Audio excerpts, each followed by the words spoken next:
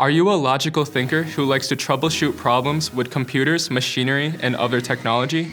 If so, the Manufacturing and Applied Technology academic pathway may be a great option for you. This pathway is designed for you to explore well-paid careers in electronics, heating and cooling, automotive technology, and plastics and polymer engineering. If you're detail-oriented and want to build your communication and reasoning skills to use in a hands-on career, you have a lot of options at GRCC, including keeping those options open. Don't waste time and money on classes you don't need. Explore careers through the classes you take towards a Manufacturing and Applied Technology concentration pathway degree. Then select a more focused degree option in this academic pathway.